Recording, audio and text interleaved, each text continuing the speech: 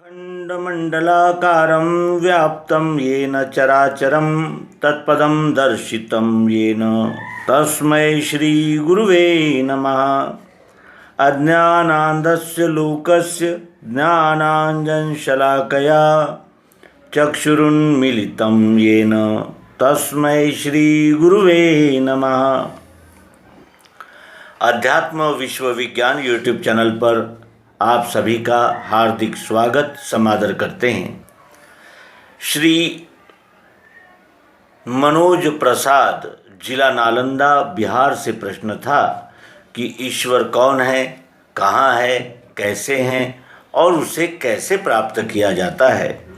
इसके उत्तर में यह मालिका प्रस्तुत की जा रही है और इस मालिका में हमने विश्वरूप परमात्मा का प्रत्यक्ष यथार्थ परिचय और प्रत्यक्ष यथार्थ दर्शन प्रायोगिक पद्धति से सर्वांग योग अध्यात्म विज्ञान के आधार से कराने का प्रयास किया है।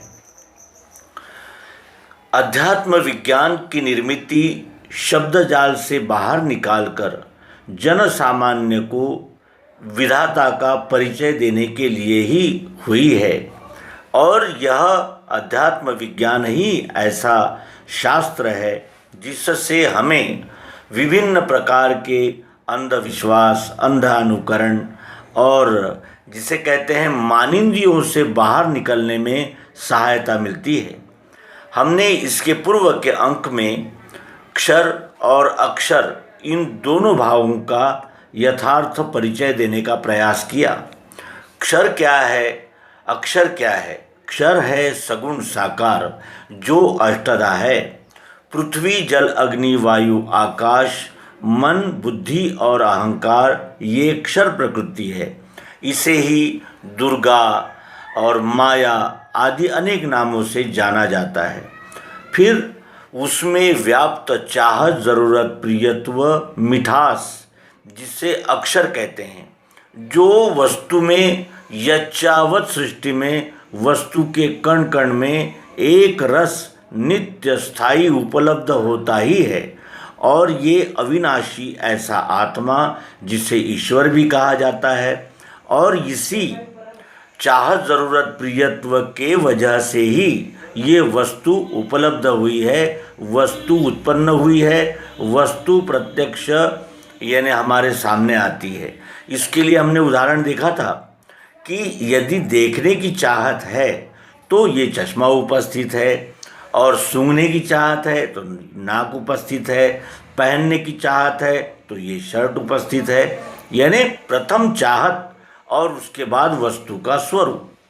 लेकिन ये दो विभाग जिस एक में समाहित होते हैं, एक में संलिप्त होते हैं, वो नाम भाव तीसरा पुरुषोत्तम भाव है और तीसरा भाव नाम के विषय में विभिन्न प्रकार से हमारे संत, महंत और विद्वत जनों ने उसका उल्लेख प्रेम से किया है, क्योंकि नाम प्राप्त होते ही इस जीव का तरण तारण होता है और नाम केवल सद्गुरु ही देते हैं। इस प्रकार का उद्घोष हमारे संत महात्मा पूर्वापार काल से करते आ रहे हैं, लेकिन इसका हमने अपभ्रंश कर लिया।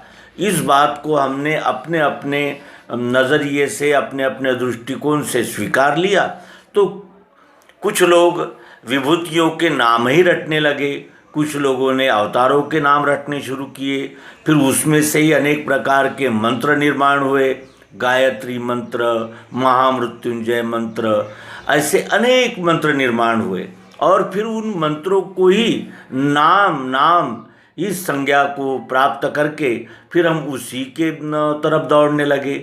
फिर ऐसा भी प्रवाद निकला कि नाम ये गुरु से लिया जाता है और वो कान में मंत्र देते हैं, उसी को नाम कहते हैं और नाम को रटते रहने से हमें ईश्वर की प्राप्ति हो जाती है। इस अंधश्रद्धा का भी उदय हमारे यानी पुरातन काल से चले आ रहे इस धार्मिक और आध्यात्मिक आंदोलनों में निर्मित हुआ है।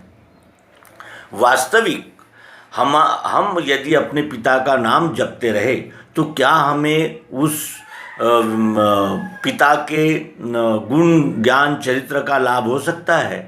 नहीं हो सकता, क्योंकि जो गत विभूतियां हैं उनके नाम रटन करने से कोई लाभ नहीं होता। और नाम उसे नहीं कहते, नाम कहते हैं वस्तु के संपूर्ण दर्शक भाव को। और ये त्रिपुटीमय विश्व है, ये हम पूर्व में ही कह दिया है हमने। क्षर अक्षर इन दोनों का मिलान पुरुषोत्तम नाम भाव में होता है। और नाम लेत भव सिंधु सुखाई, नाम कहत नहीं, नाम रटत नहीं, तो नाम लेत यानी इस नाम का बोध सद्गुरु युक्ति से प्राप्त होते ही फिर मुक्ति है ब्रह्मजाल से। वो नाम क्या है और नाम किसे कहते हैं, नाम का महत्व क्या है और नाम प्राप्त होना इसका अर्थ क्या है, इस विषय में इस अंक में हम यथामति निवेदन करेंगे। यह पुरुषोत्तम भाव कहलाता है। भगवान श्री कृष्ण जी ने गीता में कहा है कि द्वामिमो पुरुषो लोके क्षरश्चाक्षर एव च क्षरः सर्वाणि भूतानि कुटस्थोक्षर उच्यते। और ये दोनों भावों से जो न्यारा है वो पुरुषोत्तम भाव क्या है, यही वो नाम भाव है। नाम कहते ही वस्तु का संपूर्ण स्वरूप उजागर हो जाता है। क्षर अक्षर के आगे इन दोनों को लय करने वाला नाम होता है, जिसे जानते ही जीवात्मा मैं संपूर्ण समाधान की प्राप्ति करता है। यही अपना सत्य स्वरूप है और इसे ही पुरुषोत्तम कहते हैं। जग प्रसिद्ध सगुणवाद अर्थात केवल आकार अष्टधा प्रकृति क्षर देखना और निर्गुणवाद अर्थात केवल अस्थि भांति प्रिय रूप निराकार मिठास, इसी को सर्वस्व मानना अर्थात जगत मिथ्या है और निराकार निर्गुण ब्रह्म ही सत्य है। ब्रह्म सत्यम जगन मिथ्या, यह कहना इन दोनों वादों का निराकरण नाम में होता है। ये दोनों वाद एकदेशीय है, अपने अपने दशा में देखने से दोनों सत्य और नाम का बोध होते ही दोनों कल्पनाएं हैं, यह ध्यान में आता है। क्योंकि मूल वस्तु का स्वरूप न क्षर है न केवल अक्षर ही है। वस्तु का नाम अर्थात बताशा या शक्कर अर्थात परमात्मा है। हमने इसमें देखा था कि शब्द, स्पर्श, रूप, रस, गंध, सतोगुण, रजोगुण और तमोगुण, ये अष्टधा प्रकृति है। और इसी अष्टधा प्रकृति में ओत प्रोत व्याप्त चाहत जरूरत प्रियत्व अस्तित्व, यह मिठास यानी इसका निराकार भाव निर्गुण भाव, ये संपूर्ण वस्तु में उपलब्ध होता है। वस्तु के कण कण में ये भाव उपलब्ध होता है और इन दोनों का लय नाम में होता है। नाम शक्कर कहते ही इसका क्षर भाव और इसमें व्याप्त चाहत जरूरत प्रियत्व अस्तित्व रूप मिठास, इन दोनों का बोध एक ही समय हो जाता है, जिसे नाम कहते हैं। शक्कर कहते ही आकार शक्कर का, मिठास शक्कर की और नाम शक्कर, इन तीनों भावों में जब हम किसी सिद्धांत को जानते हैं तभी वस्तु का संपूर्ण बोध होता है। यदि हम यानी इस वस्तु को लेने के लिए किसी दुकान में जाएं और कहें कि सफ़ेद सफ़ेद दीजिए और सतोगुणी दीजिए, रजोगुणी दीजिए, तमोगुणी दीजिए, तो वो नहीं दे सकता। उसको यदि हमने कहा कि मीठा दीजिए तो वो और कोई वस्तु दे देगा। लेकिन यदि हम मिश्री शक्कर दीजिए ये कहते ही वो हमें शक्कर प्राप्त हो जाएगी। तो महत्व किसका है? नाम का है। नाम लेते ही वस्तु का संपूर्ण बोध हमें हो जाता है। नाम में ही साकार दृश्य स्वरूप अर्थात शब्द स्पर्श इत्यादि प्रकार और उससे उत्पन्न होने वाले अनेक विकार और निराकार मिठास अर्थात निर्गुण मिठास, इन दोनों कल्पनाओं का एक रूप से लय हो जाता है। साकार में अनेकता और निराकार में एकत्व की प्रचिति आती है।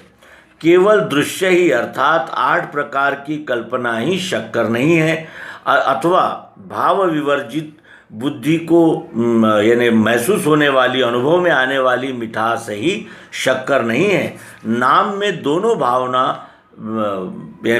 भावनाओं का लय हो जाता है, क्योंकि शक्कर कहते ही नाम, रूप और गुण ये तीनों भाव प्रकट हो जाते हैं। नाम लेते ही ये तीनों भाव एक ही समय वस्तु में लय हो जाते हैं। आकार और निराकार मिठास, इनका एकीकरण नाम में हो जाता है। यही सद्गुरु की महिमा स्वयं बोध के लिए बताई गई है। 8 अंगों में साकार दिखता है और मिठास को रूप नहीं है। ये दोनों भावनाएं छोड़ते ही केवल नाम रहता है।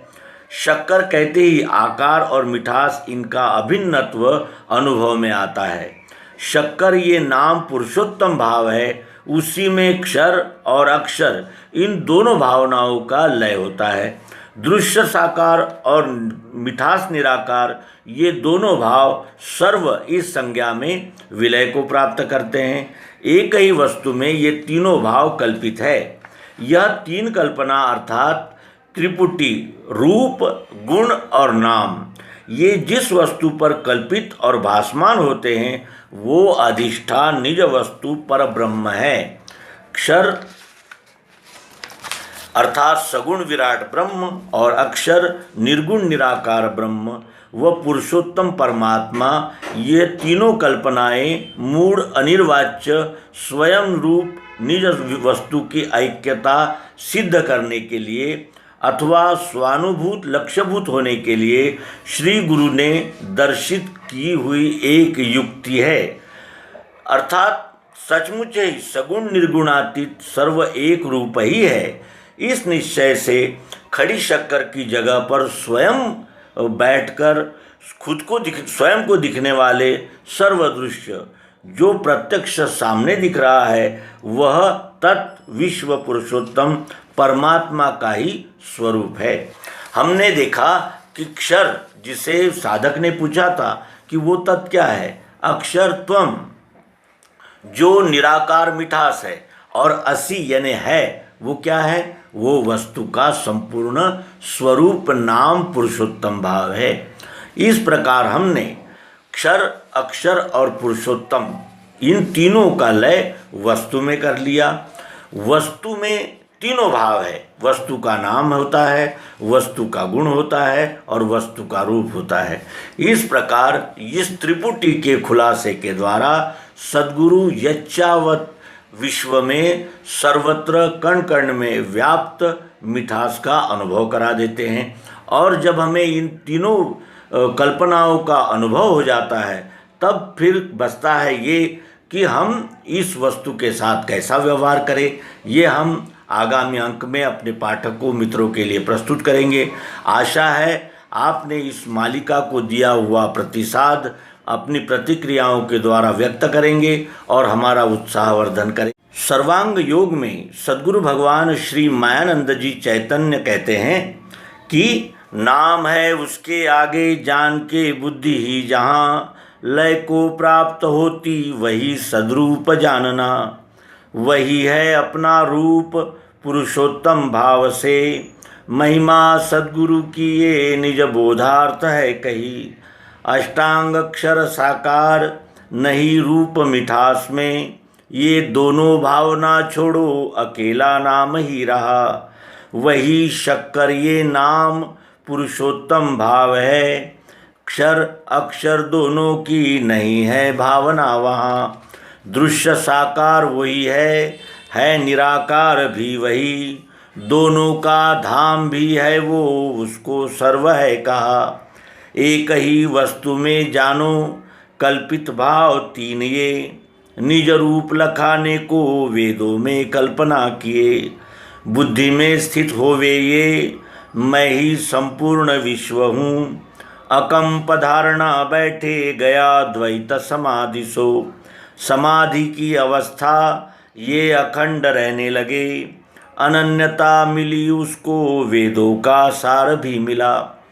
सर्वांग योग के 7वें अध्याय पुरुषोत्तम योग में भगवान श्री मायानंद जी चैतन्य इस प्रकार नाम का परिचय करा देते हैं। और एक ही वस्तु में ये तीनों भाव आए हैं और तीनों भावों के तीन प्रकार की कल्पना वेदों में की गई है। तत्त्वम असि, तत्त्वम असि, क्षर अक्षर पुरुषोत्तम अर्थात क्षर अष्टधा, अक्षर निराकार मिठास चाहत जरूरत प्रियत्व और असि अर्थात वस्तु का उद्बोधक नाम पुरुषोत्तम भाव, इस प्रकार का कहते हैं। अब कुछ लोग साकार में फंसे हैं, कुछ लोग निराकार को सत्य मानते हैं, कुछ लोग कहते हैं कि जो दिखता है वही सत्य है, कुछ लोग कहते हैं जो दिखता नहीं वही सत्य है। और इस प्रकार मतांतरों के गलबले में अनेक मत पंथ संप्रदाय विचारधाराएं निर्मित हुई है और ये विचारधाराएं, ये संप्रदाय अपने अपने प्रस्थ को बढ़ाने के लिए, अपने अपने संप्रदायों की संख्या बढ़ाने के लिए दूसरे संप्रदायों को हीन ठहराते हैं, अपने आप को ही श्रेष्ठ कहते हैं। और जब अपने आप का ही महिमा मंडन शुरू हो जाता है तो फिर वो रक्त रंजित इतिहास शुरू हो जाता है। जैसे मूर्ति भंजना यानी मूर्तियों को यानी प्रतिमाओं को तोड़ना, कुछ लोग प्रतिमाओं की पूजा करते हैं, कुछ लोग प्रतिमाओं को तोड़ते हैं। इस प्रकार ये विश्व में धर्म अध्यात्म ईश्वर इनके नाम पर प्रचंड प्रमाण में रक्तपात हुआ है, हिंसाचार हुआ है। और वास्तविक ईश्वर ये सभी मत भिन्नताओं का एकीकरण करने का ध्येय मार्ग होना चाहिए। वही ईश्वर धर्म अध्यात्म ये मानवता की विखंडना का कारण बना है। ये अत्यंत दुर्भाग्य की बात है और इस मानवता पर आई हुई धर्मग्लानि को दूर करने के लिए ही सद्गुरु अवतार का यानी आविर्भाव होता है, अवतरण होता है। और वो इस विश्व में आके मानव मात्र में साकार निराकार, सगुण निर्गुण, जड़ चैतन्य, इस प्रकार के वाद विवादों का शमन करने के लिए ही आते हैं और वही उनका जीवन ध्येय होता है। भगवान श्री कृष्ण जी भी गीता में कहते हैं कि यदा यदा हि धर्मस्य ग्लानिर्भवति भारत अभ्युत्थानमधर्मस्य तदात्मानं सृजाम्यहम् परित्राणाय साधूनां विनाशाय च दुष्कृतां धर्म संस्थापनार्थाय संभवामि युगे युगे। धर्म की संस्थापना करने के लिए मैं आता हूँ, बार बार आता हूँ। जब जब इस विश्व में धर्म को ग्लानि आती है, मैं आकर फिर धर्म की ग्लानि का पटल हटाकर आवरण मुक्त करके धर्म की संस्थापना करता हूँ। और धर्म की संस्थापना यानी किसी मत पंथ संप्रदाय की स्थापना नहीं है। धर्म सदैव स्वभावगत होता है, धर्म विश्वरूप होता है और उसी विश्वरूप धर्म को जगाने के लिए ही सद्गुरु आते हैं। एक स्थान पर अपने एक पद्य में भगवान श्री मायानंद जी चैतन्य कहते हैं कि सगुण बिन निर्गुण पंगु बिचारा या को भेद न जाने गंवारा। सगुण और निर्गुण ये दो अलग हो ही नहीं सकते। इस वस्तु से निराकार मिठास और साकार ये आकार अलग हो ही नहीं सकते। साकार से निराकार और निराकार से साकार अभिन्न है। नाम की जागृति होते ही ये सभी प्रकार के मत पंथ संप्रदायों में प्रचलित अंधश्रद्धा अंधविश्वास मत भिन्नता समाप्त हो जाती हैं। करत कर्म द्विज भट्ट के विप्रहु रटत रटत श्रुति सारा। छहो शास्त्र भट्ट के मत वाले, छहो शास्त्र भट्ट के मत वाले काहू न पायो पारा। सगुण बिन निर्गुण पंगु बिचारा जाको भेद न जाने गंवारा। योगी गुफा में खोजत बैठे अमृत पान बिचारा। योगी गुफा में खोजत बैठे अमृत पान विचारा। पान की क्रिया कौन लखे यह, पान की क्रिया कौन लखे यह मन में नहीं उजियारा। सगुण बिन निर्गुण पंगु बिचारा जाको भेद न जाने गंवारा। ध्यान धरे अरु त्राटक करके ध्येय बिंदु लिख मारा। ध्यान धरे अरु त्राटक करके ध्येय बिंदु लिख मारा। जानत नाही बिंदु जो देखे, जानत नाही बिंदु जो देखे, उसका सकल पसारा। सगुण बिन निरगुण पंगु विचारा, याको भेद न जाने गंवारा। मायानंद कहे मत भटको, सदगुरु बिन नहीं थारा। मायानंद कहे मत भटको, सदगुरु बिन नहीं थारा। तीनों ऊपर बैठत ही सब, तीनों ऊपर बैठत ही सब, आप ही आप निहारा। सगुण बिन निरगुण पंगु विचारा, जाको भेद न जाने गंवारा।